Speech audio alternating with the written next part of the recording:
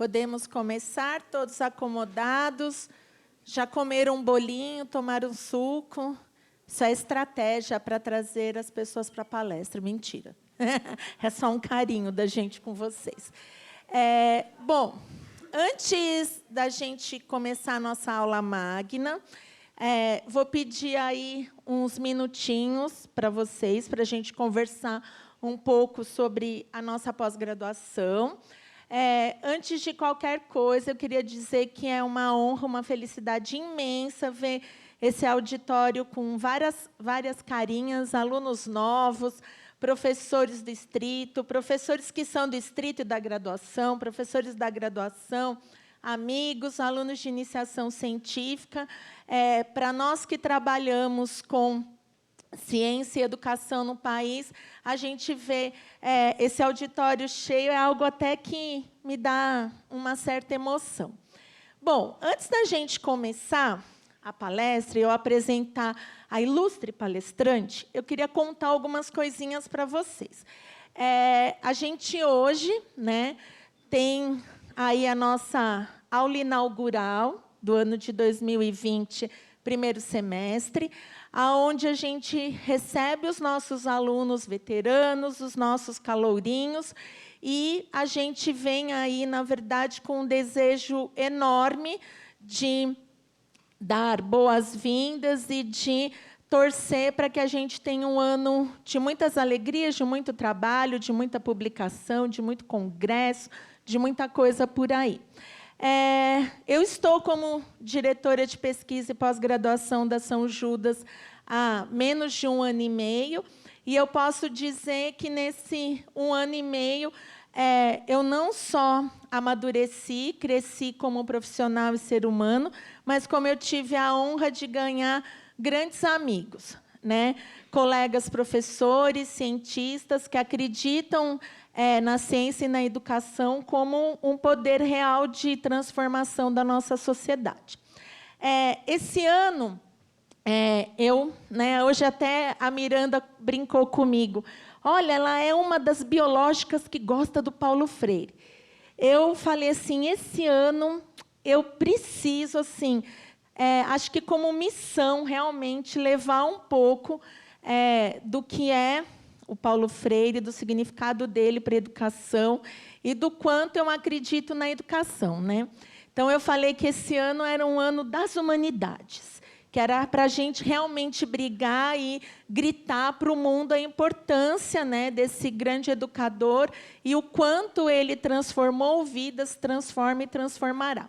Mas, vamos lá. Quem é a gente? A pós-graduação estrito sensu da São Judas, ela parte de um princípio, né, que a gente acredita que é o grande princípio norteador do ensino superior, que é a integração, ensino, pesquisa e extensão. Nenhuma pesquisa tem significado se ela não leva uma mudança, uma intervenção para a sociedade.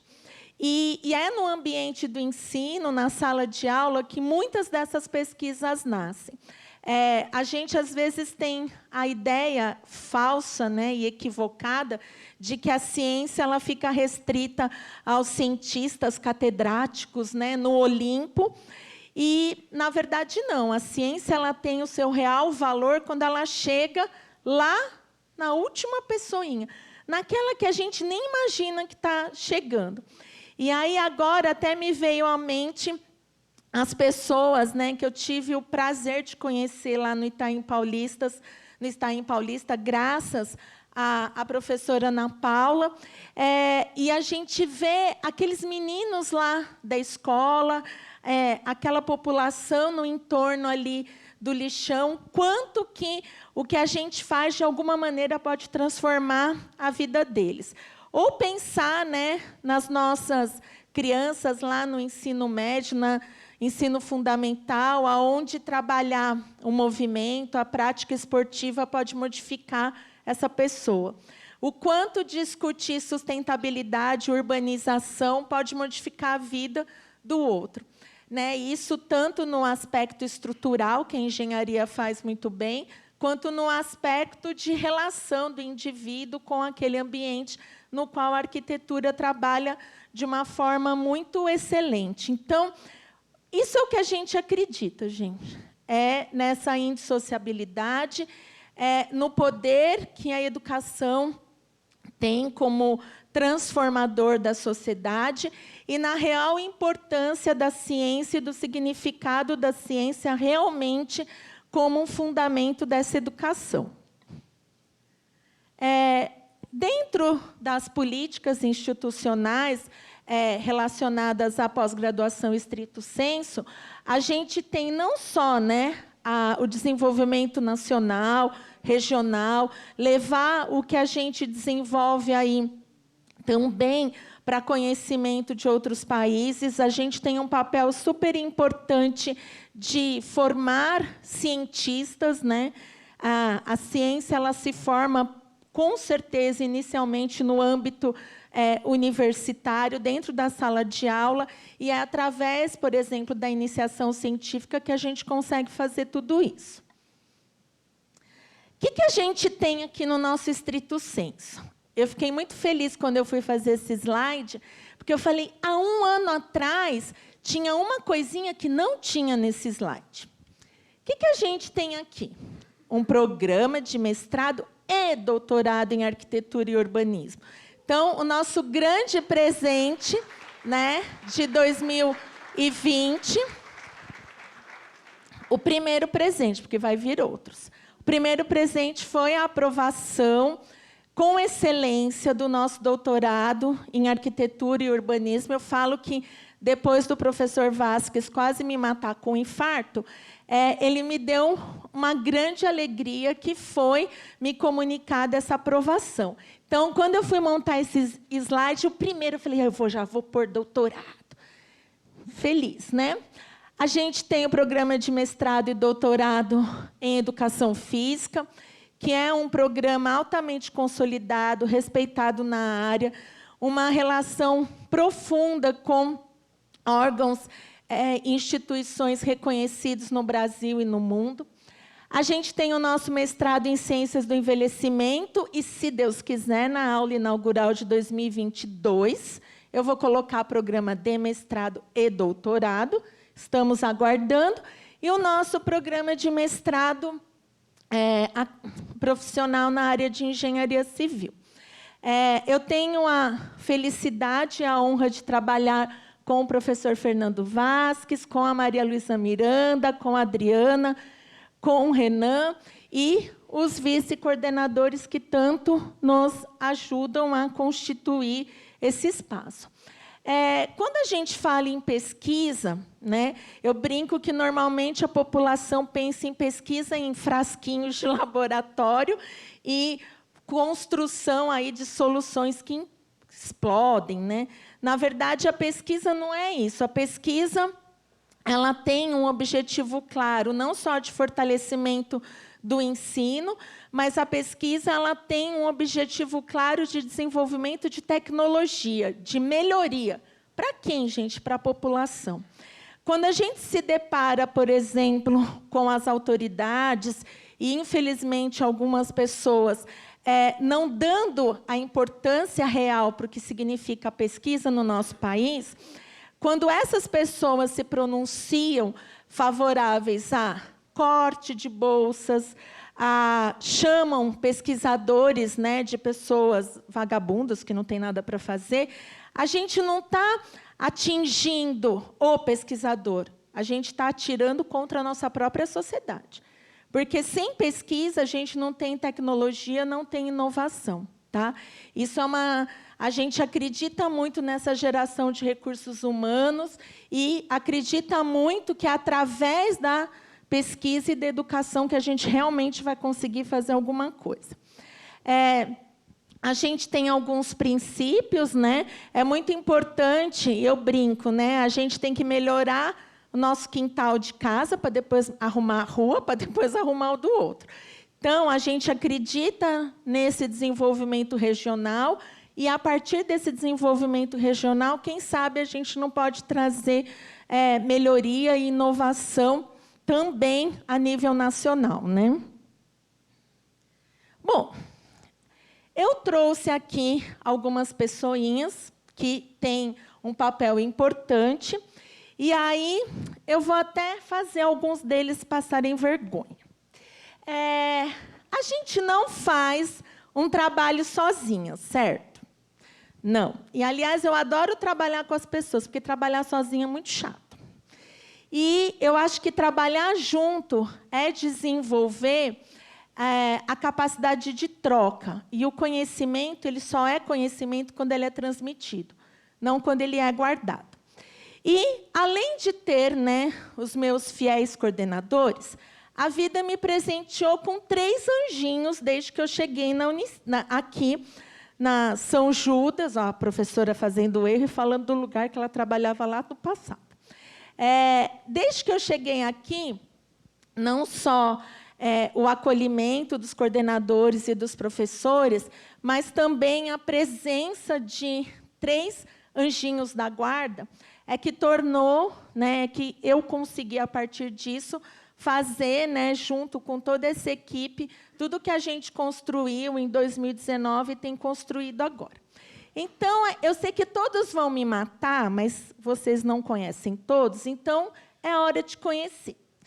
Quem eu quero chamar aqui é uma pessoa que eu conheço há muitos anos, né, da relação, assim, quando eu era uma professora apenas, que mandava uns 30 alunos de iniciação para perturbar a cabeça dela.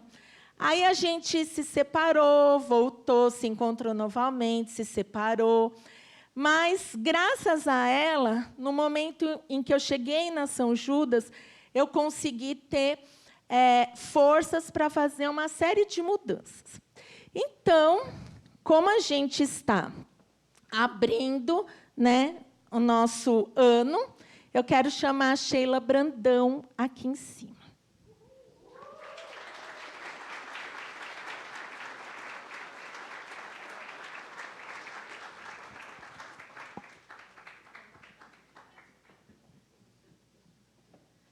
E pode ficar aqui também. Pode ficar. Eu disse que eu tinha 3 anjos, né? Aí, quando a Sheila mudou de setor, para eu não sentir muita saudade dela, eu ganhei outra Sheila. Cadê ela? Sheila, pode vir.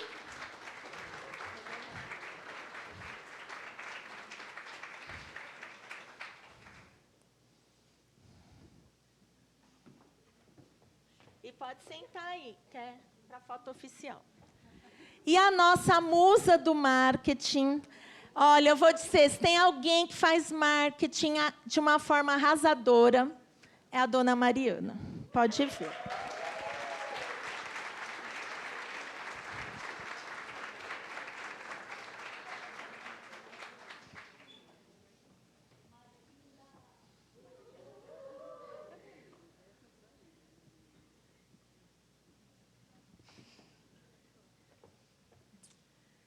Eu falei que eu tinha, né, coordenadores que viraram amigos, né? Aí eu vou começar. Eu sou meio ceguinha, né? Tem um que eu não estou enxergando. Não sei se eu fui abandonada por ele hoje. Mas eu vou começar por um coordenador que é muito engraçado. Ele não era coordenador quando eu cheguei.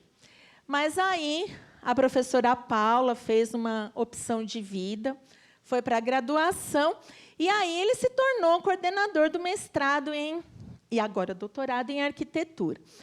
E o Vasquez é muito engraçado, gente, porque é aquela pessoa que, assim, ele tem os 5 minutos, né? O mundo vai acabar. Aí você fala, calma, Vasquez, o mundo não vai acabar. Mas o Vasquez, ele é uma pessoa, ele pode achar que não, mas ele é uma pessoa que tem uma paixão tão grande por aquilo que ele faz, que ele conseguiu, depois de tanto tempo já de programa, ele conseguiu juntar seus professores, contaminou todos eles. Eu não sei o que ele prometeu para os professores dele. Mas ele fez uma mudança muito, muito grande no que é arquitetura hoje. E, graças a essa mudança que ele construiu com os professores dele, a gente teve o nosso doutorado não só aprovado, mas elogiado de uma forma que muito nos orgulhou. Então, eu queria chamar o professor Fernando Vasques.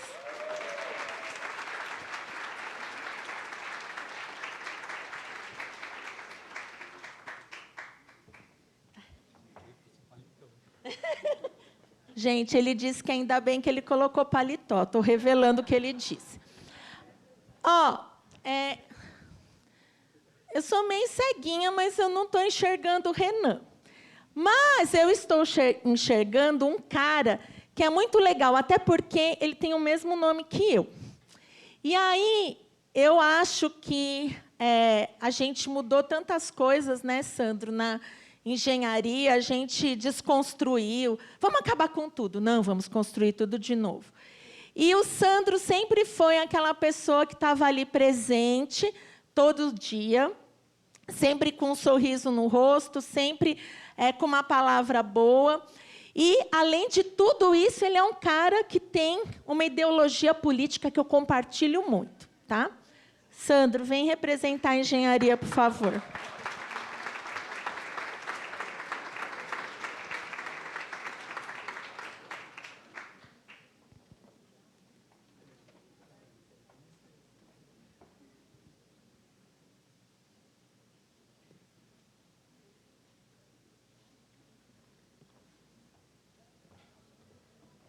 Uhul! Resistência sempre. Bom, está acabando, gente, calma. Quem eu vou chamar agora é uma professora que também não era coordenadora, que quando eu fui chamar para ser coordenadora, eu lembro no dia que ela virou para mim, para a Miranda, nossa, mas vocês acham mesmo que eu dou conta? E ela sempre acha que ela não dá conta, só que ela, além de dar conta, ela transformou o programa Ciências do Envelhecimento em algo extremamente vivo. Quando a gente está com ela, está com os alunos, está com os professores, eu sinto nos alunos e nos professores o mesmo entusiasmo, o mesmo carinho e a mesma força que ela tem. Dri.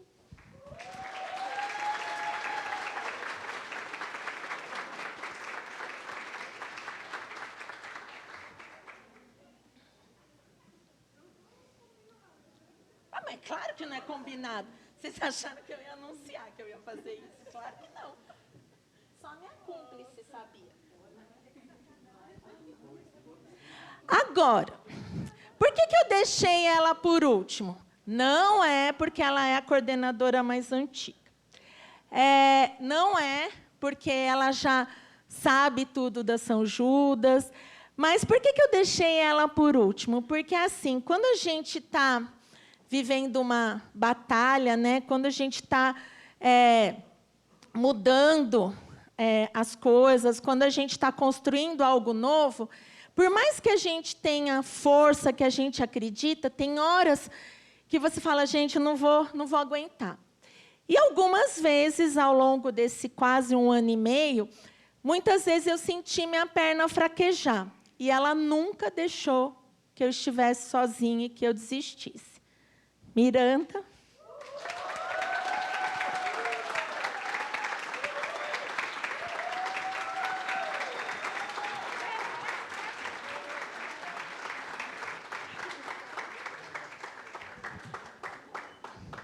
Agora, calma, que ninguém vai infartar. Eu disse que eu tinha uma cúmplice, né? Aí eu fiquei pensando o que eu podia fazer, né? Tirando o fato de fazer eles passarem vergonha aqui em cima, que representasse um pouco do que é a nossa pós-graduação. Aí eu fiquei pensando, gente, o que eu vou fazer? Eu falei, não, eu vou usar para representar a nossa pós-graduação, E aí, ligo para a Mari e falo, Mari, você precisa me ajudar, porque eu não sei fazer essa coisa. E aí eu trouxe uma coisinha para vocês.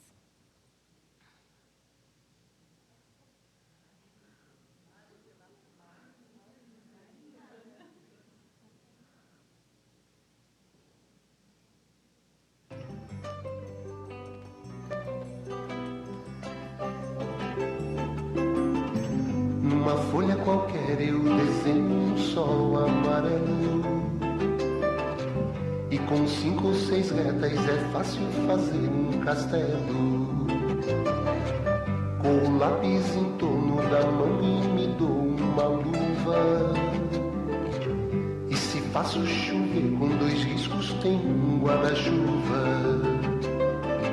Se um pinguinho de tinta cai num pedacinho azul do papel, num instante imagino uma linda gaivota voar no céu.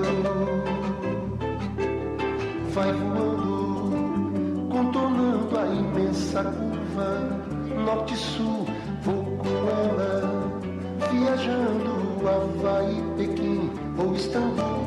Pinto um barco a vela, branco navegando, é tanto céu e mar num beijo azul. Entre as nuvens vem surgindo um lindo avião, rosa e grená, tudo em volta, colorindo com suas luzes a piscar. Basta imaginar, ele está partindo sereno, indo, e se a gente quiser, ele vai pousar.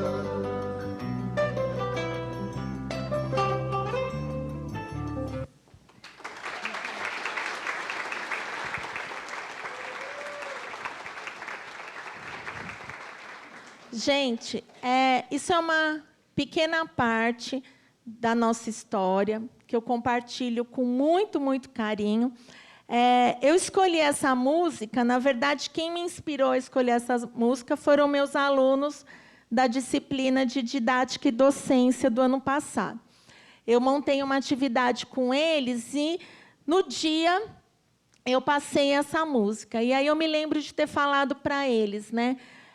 O que é a educação? Nada mais do que uma folha de papel em branco, onde a gente pode desenhar e construir o que a gente quiser. É isso que eu acredito, é isso que essa equipe maravilhosa acredita. E a gente vai continuar resistente, firme e forte, acreditando que só através disso a gente vai conseguir mudar.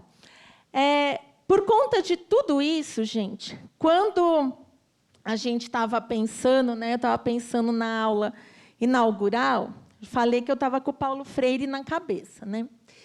E aí eu falei, gente, o mundo, será que todo mundo sabe o significado dele? Falei, não, tem que ser o Paulo Freire. E aí eu pensei, falei, gente, quem vai falar de Paulo Freire? Porque eu gosto, eu li tudo dele, mas tem que ser alguém que transmita tudo o que ele fez de uma forma tão real, tão verdadeira, que talvez quem estiver assistindo se sinta tão tocado quanto eu fui lá no passado. E aí eu pensei em quem? Na Beth. Quem é a Beth Freire? Muitos me perguntaram se ela era parente do Paulo Freire. Eu falei, não. Mas ela usa Freire, é o nome artístico dela. Eu falei, olha, professor é um artista, mas ela é uma Freire. Mas, independente disso, assim, a minha alegria da Beth ter aceitado dar essa aula hoje vem de todo o conhecimento que ela tem, de toda a empatia que ela tem com os alunos, de toda a força que ela tem, não só com os alunos, do que ela acredita de educação. Então, eu tenho certeza que não poderia ser outra pessoa para falar do Paulo Freire que não fosse a Elizabeth Freire. E aí eu deixo vocês descerem para a gente assistir a aula da Beth.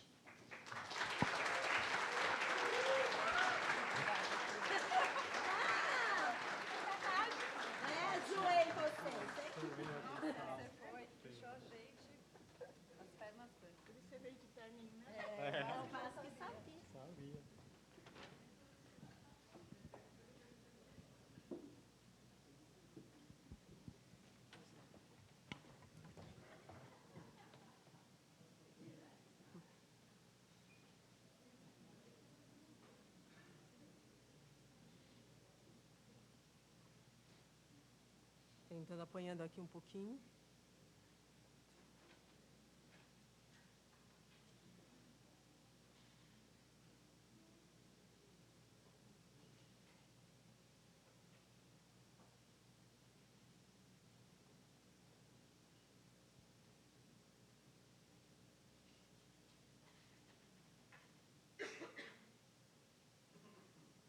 Mari, acho que eu vou precisar da sua ajuda aqui.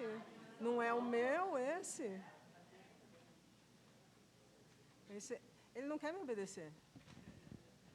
Por favor. Bom, primeiro, é uma tremenda responsabilidade estar aqui, né? Depois do que a Sandra fala, depois do jeito que ela me trata, é uma honra e um privilégio. Quando ela me fez o convite, mesmo sabendo que tem muito mais pessoas, tem muitas outras pessoas que poderiam falar melhor sobre Paulo Freire do que eu não pensei em nenhum instante em recusar, porque eu fiquei muito feliz com a confiança que ela estava depositando em mim, e muito feliz porque eu vou falar de algo que eu acredito, da educação do Paulo Freire, que é apaixonante para mim, e, por isso, eu tentei fazer, eu espero que seja, eu acredito que seja a palestra mais apaixonada que eu já fiz até hoje, né? E também acho que, sim, fiquei muito feliz porque a gente, na pós-graduação, tem visto aulas magnas, aulas inaugurais que vão tratar sobre pesquisa, sobre publicação, sobre como escrever um artigo, sobre como cuidar da sua carreira, sobre as normas da CAPES, né?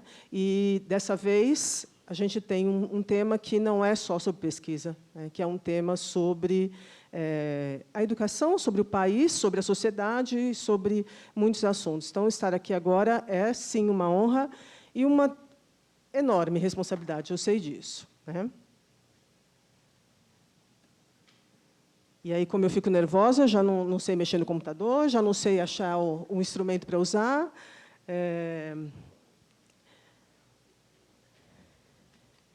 Acho que, antes de mais nada, é importante eu dizer de onde eu venho, né? Quem eu sou, quem é essa pessoa que vai falar sobre Paulo Freire. Ainda fiquei brincando, pensando assim, imagina se o pessoal do Instituto Paulo Freire, uma instituição super importante, vem me olhar e falar quem é essa professora para falar sobre isso, né? Eu não sou uma especialista em Paulo Freire, eu não estudo, Paulo Freire não é meu tema de estudo, Paulo Freire é meu embasamento teórico, minha base epistemológica. Eu sou uma professora de educação física. Foi a partir da educação física, de entender o corpo e o movimento como essenciais para o ser humano e que os meus alunos precisavam entender melhor sobre isso, que eu fui para a escola. Mas, independente da disciplina que você escolheu ou da área de conhecimento que você vai tratar na escola, você tem que ser um educador. Você passa a não entender só especificamente do seu tema, mas você tem que entender de educação. Então, eu parto da educação física para entender algo maior, que é a educação brasileira. E, por ser educadora, eu sou também pesquisadora, né? Nas palavras do Paulo Freire, faz parte da natureza da prática docente a indagação, a busca, a pesquisa. Então, eu sou educadora. A pesquisa existe para que eu entenda melhor a minha forma de educar, né? E, no finalzinho, ele vai falar dessa frase, o professor se perceba e se assuma por que professor como pesquisador. Então, eu vou falar um pouquinho aqui. A minha intenção é trazer o meu olhar. Sobre Paulo Freire, a gente vai falar um pouquinho, tem muita gente escrevendo. Tem todas as obras dele, e, se a gente for procurar trabalhos sobre ele, em todos os idiomas, a gente vai achar muita coisa. Quem é que vai dar conta de tudo isso, né? Nem os freirianistas que estudam só Paulo Freire. Então, eu venho aqui compartilhar com vocês o meu olhar, sem a pretensão de esgotar o assunto, porque seria impossível, e sem a pretensão de ser a expert sobre ele, mas como ele fez parte da construção da minha carreira e quais são os temas que ele apresenta, as ideias, as concepções que ele traz, que, para mim, são mais significantes e que eu vejo relacionadas com educação e pesquisa. Eu organizei essa fala em 3 momentos, um momento inicial de contextualização de quem é o Paulo Freire hoje, como a sociedade vê. Um segundo momento, falando um pouquinho quem foi da sua história, algumas cenas da sua história. E um terceiro momento, escolhendo quais os temas dele, quais as concepções dele, que, para mim, são mais significantes e que eu me sinto mais à vontade para tratar. Acho que está faltando... Não, está certo. O reconhecimento internacional do Paulo Freire é muito grande, né? Ele é conhecido no mundo inteiro. Ele já recebeu dezenas de títulos de doutor honoris causa, como esses dois que eu trouxe como exemplo, da Universidade de Genebra e da Universidade de Barcelona. As pessoas estudam Paulo Freire no mundo inteiro. A gente tem grupos de pesquisa, universidades, instituições que estudam Paulo Freire em mais de 130 países. Nós temos pessoas que fazem pesquisa sobre Paulo Freire, mais de 60 grupos espalhados pelo mundo que fazem pesquisa sobre Paulo Freire. Por exemplo, esse da Universidade de Chapman, na Califórnia, nos Estados Unidos. Esse que é um grupo da Alemanha. Esse que é um instituto do Reino Unido. Aqui, do Reino Unido. E esse da universidade, de uma universidade de Malta. E esse do Canadá. Então, só alguns exemplos. Nacionalmente, embora a gente tenha vários exemplos contrários, a gente também tem que reconhecer que o Paulo Freire é muito valorizado aqui no nosso país também. Né? Ele é o patrono da educação brasileira, embora a gente saiba que há um grupo de pessoas questionando esse título dele. Existe um instituto criado para divulgar o seu legado, para apresentar, para cuidar das coisas que ele construiu. As obras do Paulo Freire são gerenciadas, cuidadas pelo Instituto, e são de livre acesso, são de acesso público a maioria das obras. Todos nós que acessamos e somos obrigados a acessar a plataforma do Lattes, da CNPq, vamos encontrar lá Paulo Freire, ele está lá. Nessa lista de 5 pessoas, entre os pesquisadores notáveis. Então, há um reconhecimento do CNPq da qualidade desse grande pesquisador. Mas, nem tudo hoje é valorização. Essa página hoje é da plataforma CAPES, de Educação Básica, que antes chamava Plataforma Freire. Vejam que, lá no título, eles não conseguiram tirar ainda. A plataforma chama Freire, mudou-se aqui, mas você vai encontrar informações, pelo menos por enquanto, eles não conseguiram mudar o endereço para tirar o nome dele dali. Já que muitas pessoas, inclusive que estão no MEC, infelizmente, acreditam, ou têm falado, têm atacado Paulo Freire e o seu legado. Então, nós temos aí uma frase que eu intencionalmente optei por não identificar, porque eu não vou dar cartaz para esse tipo de afirmação. Não é possível manter como patrono da nossa educação o responsável pelo método que levou a educação brasileira para o buraco. Uma pessoa consegue levar a educação brasileira para o buraco? Será que ele com certeza, nunca imaginou que ele teria esse poder? Que escolas nós temos que usam e adotam o método Paulo Freire? Quantos de vocês conhecem escolas brasileiras que se referenciam no método Paulo Freire? Como é que eu posso culpar o Paulo Freire e uma proposta valorizada mundialmente pela situação da educação brasileira atual? A gente precisaria, primeiro, que o método fosse política de Estado. E deixou de ser, há muito tempo atrás, até se tentou transformar a proposta de alfabetização do Paulo Freire numa proposta nacional, mas não se conseguiu. Quando a gente vai pesquisar quem vai cuidar dessa educação, quem tem que saber sobre o Paulo Freire, quem tem que entender sobre isso, além dos políticos, são os professores. Os professores conhecem Paulo Freire? Os professores que estão aqui, eu que trabalhei na escola por 10 anos, e durante a presença de Paulo Freire na Secretaria de Educação, não me lembro de ter visto muitos freirianos na escola. Então, eu tenho aqui 2 pesquisas, uma de Mafra e Querubim, de 2011, que eles fizeram numa escola só, não vamos generalizar, mas numa escola que eles foram, com 32 professores, apenas uma professora conhecia, compreendia Paulo Freire. Essa outra pesquisa, já mais atual, Pontes 2017, é uma pesquisa também qualitativa, também que não gera generalização, mas que reforça algo que a gente está vendo aí. né, que pouquíssimos professores estudaram Paulo Freire. E o que a gente vê falando sobre ele são pessoas que provavelmente não leram o trabalho dele. Essa é uma outra frase, para mim é uma distorção da escrita. Eu não sei como alguém pode criar algo dessa forma sobre o que o Paulo Freire fez, ou escreveu. O modelo freiriano de educação é celebrado pela reversão, pela indisciplina, pela insubordinação do aluno perante o professor.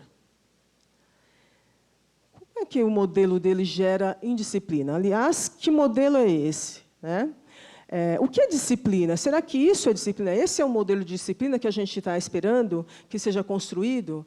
Isso é disciplina quando você obedece uma ordem e segue regras enquanto tem alguém para tomar conta de você? Esse é o modelo de disciplina que se espera? Será que isso, que é uma prática inspirada em Paulo Freire, numa metodologia proposta para ele, chamado Círculo de Cultura, que consegue colocar essas crianças para discutir, para dialogar, isso é indisciplina? O que as pessoas esperam como disciplina? Eu aprendi um pouquinho, até por ser formada em educação física, na discussão que a gente tem sobre disciplina, que a autodisciplina e a sua competência de analisar o que você quer, de tomar suas próprias decisões, isso seria disciplina. Não obedecer porque alguém é superior a mim, né? E aí eu fico pensando de onde vem essa crença, essas ideias, essas falas, essas opiniões, né? Acho que vem, em parte, do desconhecimento da obra.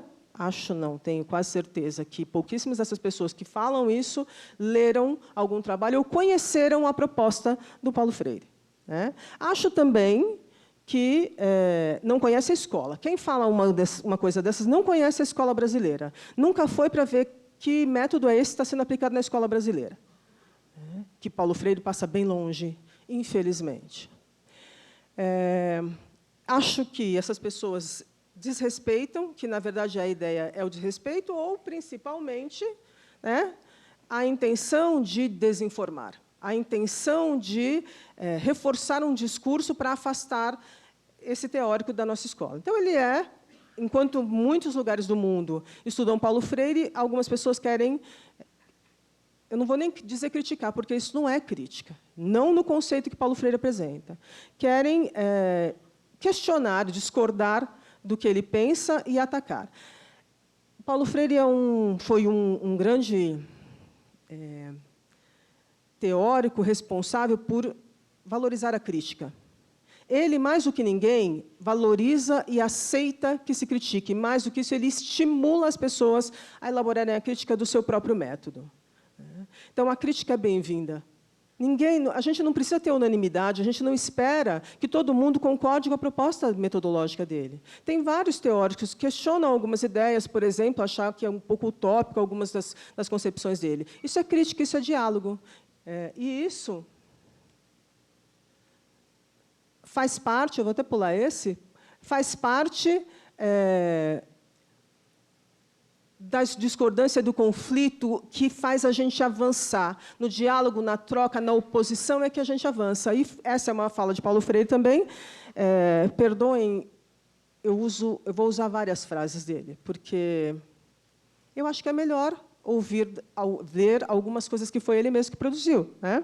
Então, ele vai dizer, mas, para mim, o que é importante, o que é indispensável é ser crítico. A crítica cria a disciplina intelectual necessária, fazendo perguntas ao que se lê, ao que está escrito, ao livro, ao texto. Então, nesse livro, Medo e Ousadia, ele vai estimular, e ele trabalhou o tempo todo para formar pessoas críticas. Então, ele não vai ser incoerente com o que ele mesmo propõe e não aceitar críticas. Mas isso não é crítica. Há algum tempo atrás, o presidente do Brasil afirmou que Paulo Freire é um energúmeno. Eu acho, respeitosamente, que ele não sabe o significado de energúmeno e que ele não conheceu Paulo Freire, né? Isso não é crítica. A crítica exige que você conheça para você poder questionar. Isso é ataque, isso é desrespeito. Isso é agressão, para mim, isso é uma violência. Ainda bem que os senadores, que nós temos um grupo de pessoas, algumas pessoas lá, que aprovaram, ao contrário da ofensa, uma honraria, uma homenagem para o professor Paulo Freire, para o educador Paulo Freire.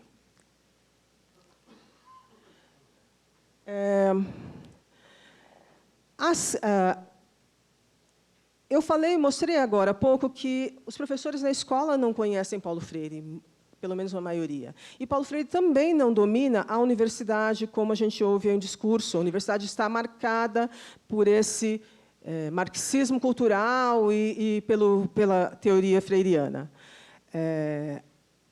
Pesquisas mostram que os cursos de pedagogia pouco abordam a teoria de Paulo Freire. E que muitos dos estudantes que acabam de se formar não leram nada dele durante a faculdade. E na pesquisa, tem algumas pessoas que usam Paulo Freire, os pesquisadores, como nós, que se embasam na teoria dele. Mas uma pesquisa feita, analisando as teses e dissertações escritas, fundamentadas em Paulo Freire, se nota que Paulo Freire é citado incidentalmente. Quer dizer o quê? As frases mais marcantes de Paulo Freire estão na tese de dissertação, mas não a sua ideia, não a sua concepção, não de forma aprofundada. Então, a academia também não está valorizando Paulo Freire. Além disso, tem documentos oficiais e propostas existentes aí que se dizem fundamentadas em Paulo Freire, e, quando você vai analisar, você vê que a pessoa está distorcendo uma afirmação dele.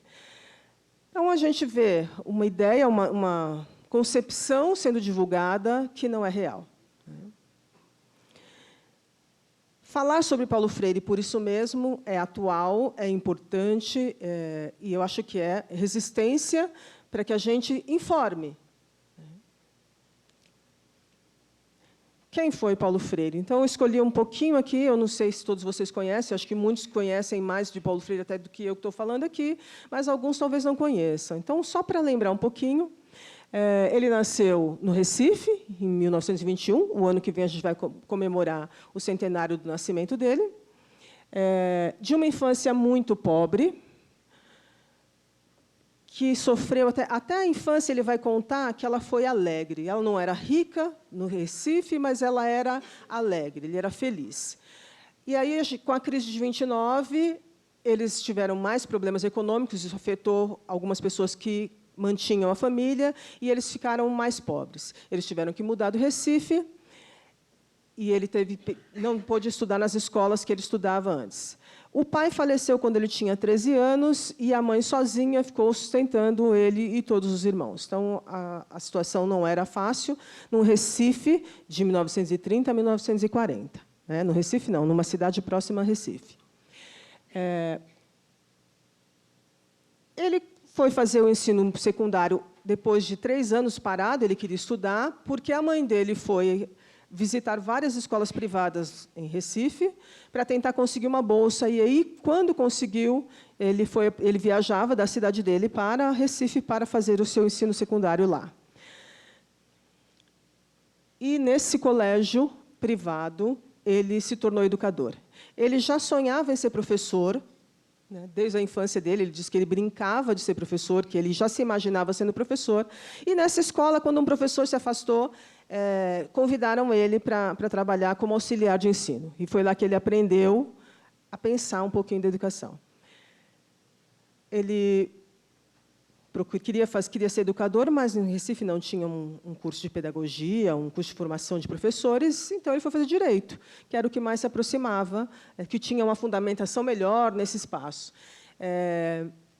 E ele se formou, ele começou a trabalhar como bacharel, mas, no seu primeiro cliente, ele desistiu, porque ele trabalhava para um grande empresário, e ele tinha que cobrar as pessoas. E veio um dentista que ele ia ter que pedir, ele tinha que devolver todos os equipamentos dele, e o Paulo Freire, o advogado do chefe, não do dentista, ele desistiu. Voltou para casa e falou que ele ia mesmo ser professor.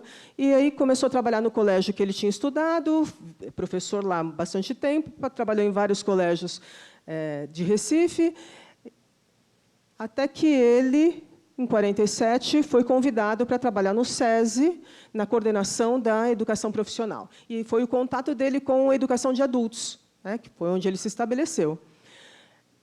Depois disso, ele foi convidado também para trabalhar na Universidade de Recife, trabalhou lá há algum tempo, pensando também na formação e na preocupação dele com a extensão. Ele falava da pesquisa, e havia uma cobrança para que ele fizesse pesquisa, mas a pesquisa dele era diferente. E ele ficava inconformado como as pessoas só valorizavam um tipo de pesquisa e não aquilo que ele desenvolvia, que era no cotidiano com as pessoas, no contato com os estudantes dele, no contato com o dia a dia, né, das pessoas ali da universidade. Ainda na universidade, ele, junto com outras pessoas, criou o movimento Cultura Popular, que é conhecido como MCP, que trabalhou com alfabetização para as pessoas mais pobres.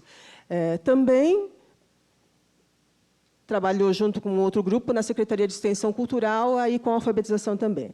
Mas o movimento mais conhecido dele, mundialmente conhecido dele, na alfabetização, foi em Angicos, quando ele criou o que as pessoas chamam de método. Não foi ele que chamou isso de método, é uma proposta que ele aplicou para alfabetizar. Vejam só, imagina Recife, década de 50. Muitas pessoas analfabetas, né? E as pessoas queriam usar a cartilha infantil para alfabetizar essas pessoas com mais de 30, 40, 50, 60 anos. Como é que você vai infantilizar vovô Viuaú, Zabumba, para um trabalhador rural que está tentando aprender a ler? Então, ele questionou tudo isso, e um dos pontos principais do método é conhecer a realidade dessa pessoa. E os trabalhadores, os educadores, foram à residência dessas pessoas, passaram algum tempo lá para ver quais eram as palavras do dia a dia delas, que fazia sentido para elas, e eles foram alfabetizados a partir das palavras geradoras, né, que estavam ali. Bom, o método conseguiu alfabetizar 300 pessoas em 40 dias, 40 horas, 1 hora por dia, né? E foi conhecido, divulgado, ele foi convidado pelo Jango para fazer a extensão dessa proposta para o Brasil todo, mas aí veio o golpe de 64, e ele foi para o exílio. Foi preso, e aí depois teve que ir para fora. Foi para o Chile primeiro, depois passeou pelo mundo inteiro. Nas Ilhas Fiji, na Guiné-Bissau, em São Tomé e Príncipe, nos Estados Unidos, na Europa, e foi convidado para participar de várias atividades. E ele continuou fazendo o que ele fazia, que era desenvolver ações de alfabetização em diferentes países. E ele vai dizer que o exílio foi um momento de grande inspiração, de um momento que ele teve tempo para escrever, e aí surge o livro mais famoso dele, Pedagogia do Oprimido, relatando a proposta de educação que ele tinha. Pedagogia do Oprimido foi publicado primeiro em inglês, depois em espanhol, só chegou ao Brasil 5 anos depois. E, durante esse tempo no exílio, Paulo Freire teve contato com muitos intelectuais, né? Principalmente pedagogos, Illich, um deles, e ele teve contato também com Henri Giraud, que hoje ainda é famoso, tem trabalhado bastante aí. E o que ele tinha de especial para atrair a atenção desses teóricos? O que é que Paulo Freire tinha, que vinha de um país, e chamava tanta atenção? Todo esse trabalho dele vem num momento do mundo que está começando a surgir o que a gente chama de perspectiva crítica de educação. E o Paulo Freire tinha essa perspectiva crítica de educação, mas, mais do que uma perspectiva, desculpa a desconfiguração, mais do que uma perspectiva, o Paulo Freire tinha ação. Ele não tinha a teoria crítica à escola tradicional puramente, a escola que ele chamava de bancária, a educação bancária. Ele tinha a crítica, mais do que isso, ele mostrava como era possível fazer diferente com o método de alfabetização dele. É óbvio que os teóricos importantes da época se encantaram com a experiência dele, que ele vai chamar de praxis, porque não é separação, a dicotomia teoria e prática, mas de uma ação social, da construção social, a reflexão que vai se transformar e dar origem a uma teoria. E aqui, nesse trechinho, eu escolhi esses 2 trechos só para destacar o seguinte. Então, ele está falando que ele chegava a um país, como a Índia, encontrava lá um grupo de estudantes que dizia: olha, nós conseguimos uma edição do teu livro, década de 60, 70, mimeografados. Estudamos 2 meses e resolvemos ir para a prática. E aqui um outro trecho que ele vai dizer que, logo que ele foi para o exílio, ele estava preocupado se ele teria o que fazer. Ele teria que viver na biblioteca estudando, né? A intenção dele não era passar o tempo lendo na biblioteca, porque o que interessava, não me interessa passar um ano estudando um livro, mas um ano estudando uma prática diretamente. Então, é essa a ideia de praxis que ele vai trazer. E, depois desse tempo no exílio, ele volta ao Brasil com a anistia, ainda não o fim da ditadura, mas com a anistia, em 79. Ele vai ser convidado para dar aula na PUC, vai trabalhar na PUC. Logo depois, ele é chamado também para dar aula na Unicamp. Né? Logo, ele sai da Unicamp porque ele vai ser reintegrado à Universidade do Recife, que ele tinha sido afastado na época da ditadura, ele não ia acumular as duas funções. E, em 89, ele assume a Secretaria de Educação de São Paulo, da Prefeitura Municipal de São Paulo, onde ele atua por 2 anos e dá origem a uma proposta adotada no município. Eu era professora nessa época e me lembro bem de como era a recepção de algumas propostas. Eu lembro de uma professora dizendo: mas eu não entendo nada desse tal construtivismo. A proposta do Paulo Freire não é uma proposta construtivista. Mas era difícil você levar essa informação para tantas pessoas que estavam ali na rede. Paulo Freire e a sua obra. Então, falei um pouquinho sobre Paulo Freire, falei do momento que a gente está vivendo, e aí vou entrar no ponto principal da palestra, né, da ideia, que é falar um pouquinho de qual a relação entre Paulo Freire, pesquisa. A relação entre Paulo Freire e educação é total. Paulo Freire fala sobre educação, ele cria uma proposta educacional. Mas qual é essa proposta? E como essa proposta se relaciona ou pode se relacionar com a pesquisa? Esse foi o desafio que a professora Sandra me deu. Né? Então, a pedagogia do Paulo Freire, que vai ser uma pedagogia do oprimido, que é uma pedagogia pensada para o pobre, para aquele que não tinha acesso à informação. Uma pedagogia da esperança de que se transforme e que as pessoas tenham mais acesso, mais igualdade. E da autonomia, que as pessoas deixem de ser oprimidas, que as pessoas possam ter os seus direitos e a sua autonomia. E essa pedagogia, na minha visão, no meu olhar, tem 2 valores muito fortes, que eu vou destacar aqui, que é a questão da liberdade, do Paulo Freire, e da oposição liberdade e opressão, né, e a democracia. Então, Paulo Freire era um democrata. Algumas pessoas que dizem que ele era comunista, ele vai questionar, nas próprias obras dele, vai ficar bem explícito que comunista ele não era. Também não era capitalista. Né? Eu escolhi 2 ideias para mim que são muito marcantes na minha concepção sobre Paulo Freire e que se vinculam que me permitem falar sobre outras concepções dele aí presentes. Então, Paulo Freire vai dizer, uma das afirmações mais importantes dele é que educar é um ato político. Falar isso agora é bastante complicado. Nesse momento em que as pessoas dizem que a educação não tem que ser política, trazer essa afirmação pode soar estranho para algumas pessoas. Ele entende, e quando ele fala educação é um ato político, ele não está dizendo que é um ato político partidário. Ele não está falando que é um ato de um partido em si. Né?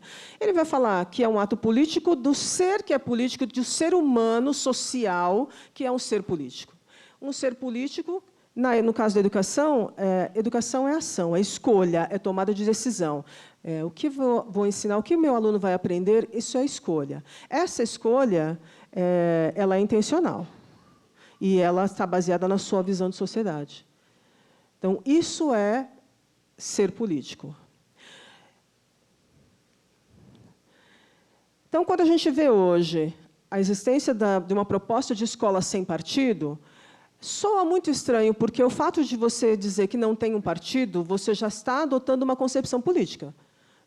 Não é a mesma que Paulo Freire, mas é outra concepção. Então, não existe escola sem política. Sem partido, quais escolas estavam com um partido dentro da escola? Então, são algumas concepções que vão sendo construídas, né, para questionar Paulo Freire e a sociedade, dizendo que agora não se discute política na escola.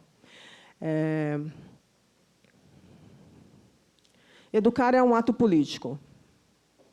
Eu estou aqui E mesmo que eu quisesse não fazer isso, eu estou aqui fazendo um discurso que é político. Eu sou política em cada momento que eu entro na minha aula. E todos nós somos. O programa de pós-graduação da São Judas, os programas de pós-graduação da São Judas, adotaram uma opção política ao escolherem este tema para tratar aqui. Educar é uma ação política na escola, fora da escola e na universidade, que é educação também. Paulo Freire vai, na proposta dele, dizer qual explicitar a visão política dele. Ele não vai dizer que a dele é a única correta. Ele só vai dizer que educar é um ato político e qual é a opção política dele, qual é a ideia de mundo que ele tem. Paulo Freire vai entender que, na opção dele, no olhar dele, educar é possibilitar que a pessoa leia o mundo. E ler o mundo, ele vai explicar qual é o sentido. Que a pessoa seja capaz de ler o mundo para dizer a sua própria palavra. O que significa isso? A leitura de mundo, então, é uma frase do Paulo Freire, a leitura do mundo precede a leitura da palavra. Quando ele estava já no começo da alfabetização, lá no Recife, ele dizia isso, que as pessoas não estão lendo aqui palavras, elas estão entendendo o seu mundo. Por isso que as palavras geradoras têm que sair da realidade dessas pessoas. Então, o que é ler o mundo? Qual a leitura que vocês têm de mundo? Vocês conseguem analisar o contexto que está por trás de uma frase ou o seu cotidiano, a realidade. Mas será que as pessoas que não tiveram a oportunidade de estudar têm essa possibilidade? Que leitura elas têm de mundo? Então, para ele, a educação é um ato político e, na intenção dele, quer permitir que a pessoa seja capaz de interpretar a sua realidade. E, a partir dessa interpretação, que ela seja capaz de participar dessa realidade, que ela seja capaz de escrever, participar da escrita dessa realidade que hoje está na mão de algumas pessoas que não têm poder. As pessoas que têm poder, a maioria não tem. Então, a ideia é utópica, romântica, política, de dizer que as pessoas têm que participar da escrita, então, do meu cotidiano. Estou lá na minha região, em São Mateus, é onde eu moro. Essa é a minha realidade. Eu estou lendo essa realidade, e eu estou lendo a realidade mais ampla do mundo. E o que eu tenho a dizer sobre isso? Como é que eu participo dessa realidade? A minha voz é escutada nesta região?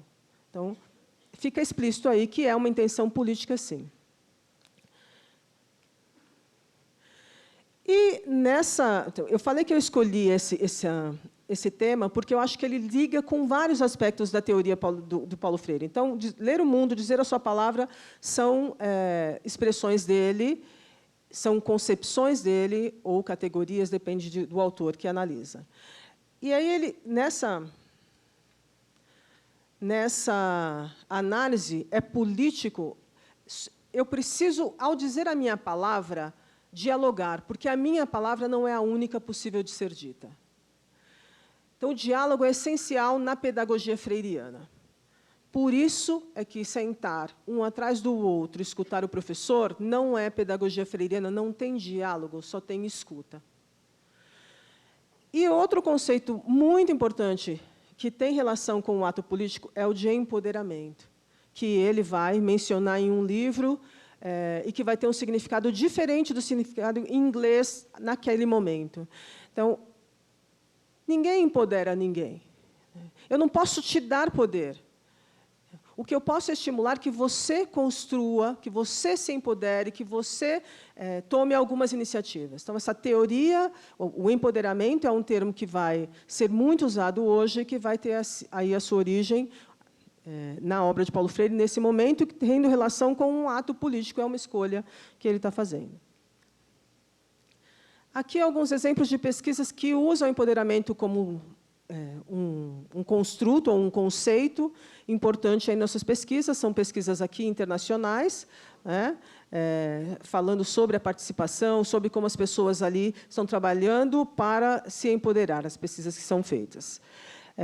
Esse é um outro exemplo, aqui já ligado à área do esporte, do empoderamento, do ativismo, da construção coletiva. E esse, um estudo mais relacionado à violência contra as mulheres e como esse empoderamento pode acontecer. Já nesse exemplo aqui, eu acho que é importante já marcar. A área de enfermagem tem usado muito o conceito de empoderamento, né, fazendo muitas pesquisas relacionadas a isso. A própria saúde pública tem usado bastante. E isso já é um exemplo de como Paulo Freire, embora a sua teoria, a sua proposta seja educacional, embora alguns queiram reduzir a ação de Paulo Freire à elaboração de um método de alfabetização de adultos, a teoria deixou de ser algo educacional para ser uma interpretação de mundo, e ela é muito mais do que um método, é uma análise mesmo social, né? O segundo ponto que eu queria enfatizar aqui é o inacabamento. Então, Paulo Freire vai falar que nós somos seres inacabados. E aí eu selecionei 2 trechinhos para a gente ler junto. Gosto de ser gente porque inacabado, sei que sou um ser condicionado, mas, consciente do inacabamento, sei que posso ir mais além. Entre nós, mulheres e homens, a inconclusão, que é o sinônimo do inacabamento, se sabe como tal. Mais ainda, a inconclusão que se reconhece a si mesma implica necessariamente a inserção do sujeito inacabado num permanente processo social de busca. No livro de Pedagogia da Autonomia, ele explora mais esse tema. Então, para ele, nós somos seres em construção. Nós não sabemos tudo. E, quando eu vejo isso, eu leio o texto e eu acho tão bonito, mas eu acho tão óbvio. Eu falo, gente, isso não é óbvio? Que nós somos seres incompletos, que não temos como dominar tudo, como saber tudo? Parece que, hoje, a gente precisa dizer o óbvio. Infelizmente, isso pode ser óbvio nas nossas cabeças, mas, muitas vezes, não é nas nossas ações. Não é nas ações das pessoas que nós conhecemos que, por exemplo, acham que a sua forma de pensar é a única correta. Eu acredito nisso, essa pessoa está errada, Paulo Freire está errado, a minha concepção é certa. Então, eu sou acabado, eu tenho certezas, eu estou pronto. E é o contrário do que o Paulo Freire está dizendo. Nós estamos sempre nos construindo. Também já ouvi algumas pessoas dizendo que Paulo Freire é uma escrita de autoajuda. Porque você lê aquilo, não é? Te faz bem, você acredita, é para isso que serve. Não é bem uma teoria científica, é uma escrita de autoajuda. Essa concepção, né? Quando você fala assim, é um ser inacabado, eu sou um ser inconcluso, que é filosófico, que eu espero que a gente entenda dessa maneira, na pesquisa isso é fundamental. É a base da pesquisa científica você entender-se como inconcluso, que a sua pesquisa está em transição, que ela vai se transformar, que outras coisas vão surgir. Então, parece que é um pouco óbvio, mas, ao ler sobre inacabamento, eu vejo essas palavras. Algumas que vêm à minha mente são essas. Humildade, de você entender que você sabe alguma coisa, mas você não sabe mais do que ninguém, que você não sabe tudo. Que você pode ser especialista num assunto, mas existem tantas coisas a serem ditas aí. E é uma coisa simples, mas, se você é um educador, e se você vai na escola, e se você tem o seu filho estudando, ou quando você estudou, você se lembra que uma coisa que o professor não é humilde. É tão simples? Não é simples. O professor acha que ele sabe e você não sabe. Quando a criança que está lá, o professor sabe e você não sabe. Então, a ideia do Paulo Freire já é romper com essa hierarquia que existia da escola bancária, em que o professor deposita a informação, dizendo que é preciso respeito na relação com o discente e é preciso respeitar os saberes discentes. Vejo isso com total relação com a pesquisa, com a área que nós estamos, onde os pesquisadores acham-se os donos da verdade. Então, a gente fala tanto, mas são as pessoas que mais estudam no país e que ainda não entenderam isso, e que acham que a sua pesquisa está acima de tudo. Então, humildade, eu acho que é uma palavra importante, que marca a obra de Paulo Freire e que muitos freirianos, às vezes, não conseguem adotar ainda. respeito ao saber do aluno, respeito ao saber da cultura popular, não só o científico, respeito à pessoa pobre. Isso é a base dessa... Assim, para mim, essa ideia de inconclusão, de inacabamento, está na base desses conceitos, né? E a curiosidade, por saber, por me sentir inconcluso, por saber que eu não sei tudo, eu busco mais.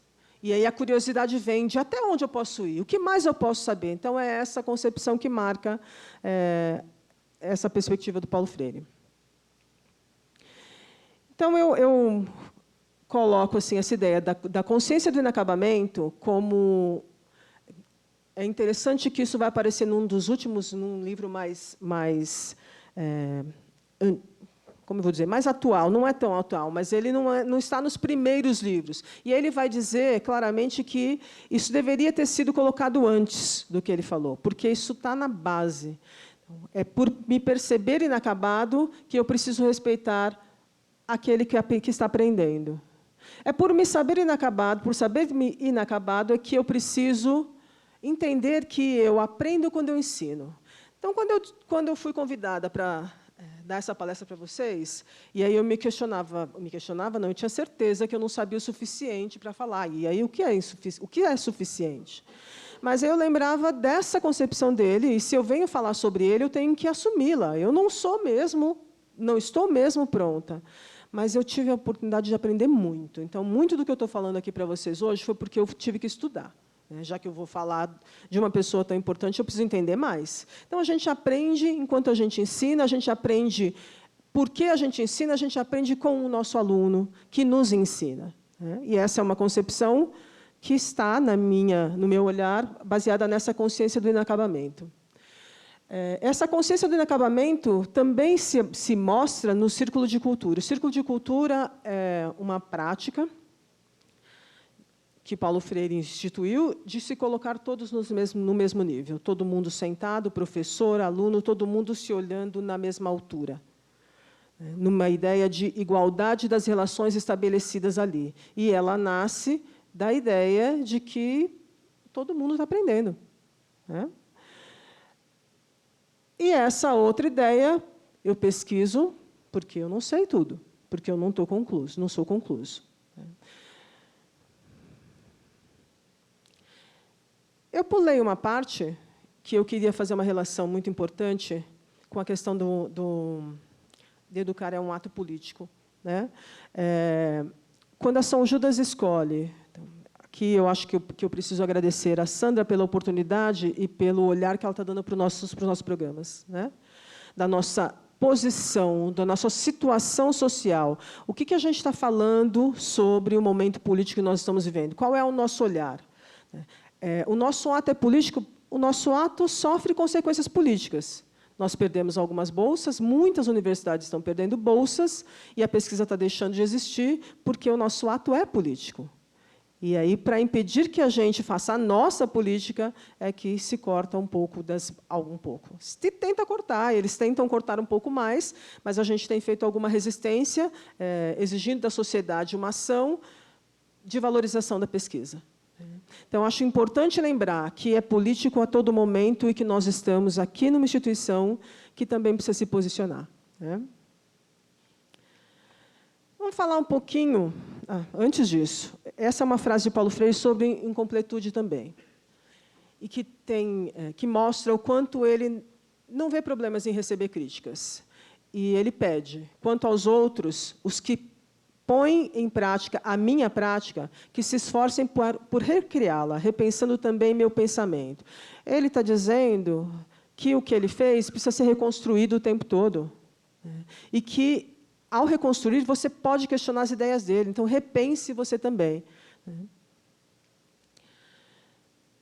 Para falar um pouquinho mais da pesquisa, para analisar esse que é um tema para nós muito importante, eu trouxe alguns olhares aqui. Então, nesse trabalho, eu tenho um Papa da pesquisa que está analisando a perspectiva de Paulo Freire como uma forma de enfrentar os desafios que a pesquisa qualitativa tem hoje.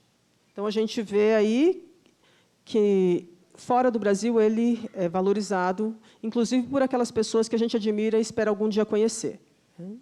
Na pesquisa qualitativa, pelo menos. Essa pesquisa da Gerbasi foi feita recrutando, analisando as teses e dissertações publicadas entre 87 e 2010, então já está na hora da gente refazer, né? Faz bastante tempo já que ela fez esse levantamento. Identificou 233 dissertações, 138 teses, de 32 universidades. Não sei se dá para dizer que esse número é grande. Eu tenho a impressão que é pequeno, mas tem que entender com referência a quê, né?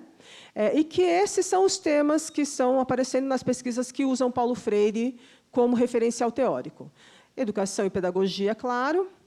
Saúde, usando bastante. Formação de professores, currículo, filosofia, movimentos sociais, alfabetização, diálogo e ensino de ciências.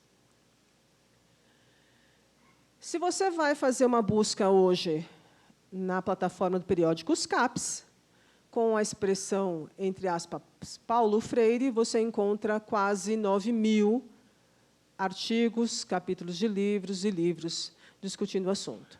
Então, ele hoje é referencial em muitos lugares. Aqui, também na CAPES, quais são as áreas que estão usando Paulo Freire? Tem várias áreas aqui, mas eu gostaria de chamar a atenção para a área da saúde e de enfermagem. E também Paulo Freire tem uma relação com a pesquisa, uma forma de fazer pesquisa, uma metodologia que se inspirou em Paulo Freire, que é a pesquisa participante, que a gente tem pouco material ainda no nosso país tratando sobre isso. Bom, aqui, já indo para os finalmente, indo para o encerramento, eu queria apresentar uma frase, primeiro, de Fávaro, que é uma das pessoas que estuda Paulo Freire, que vai dizer aí, acima de tudo, por que falar de Paulo Freire hoje? Por que isso é importante? Acima de tudo, aceitando provocação feita por ele mesmo, em várias ocasiões, podemos ler Paulo Freire, não apenas para entendê-lo, mas para recriá-lo, reinventá-lo em nosso modo de ser, em nossas ações. E eu, para mim, Beth, que encerro aqui, acho que a gente precisa ler Paulo Freire como forma de resistência e de luta em defesa da democracia e do diálogo. Então, muito obrigada aí pela paciência.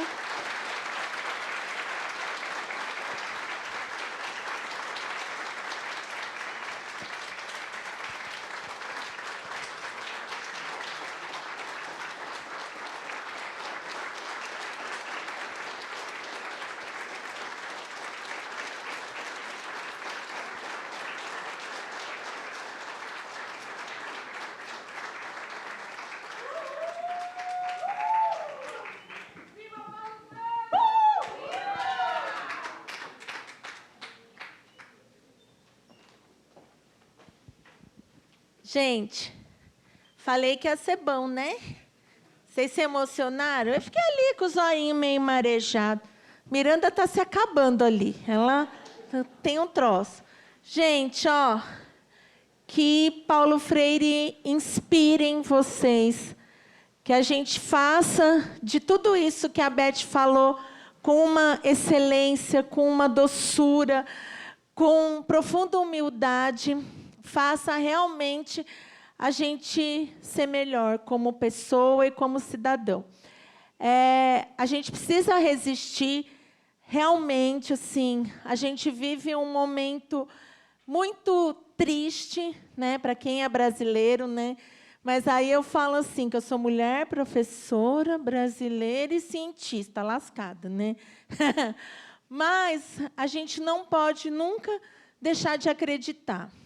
Por nós, pelos nossos filhos, pelos nossos netos, por esse país que é tão grande, tão maravilhoso. Então, Beth, eu só tenho a agradecer assim, a sua generosidade, o quanto que você nos presenteou com essa palestra e que essa palestra seja o início de um grande semestre para todos vocês.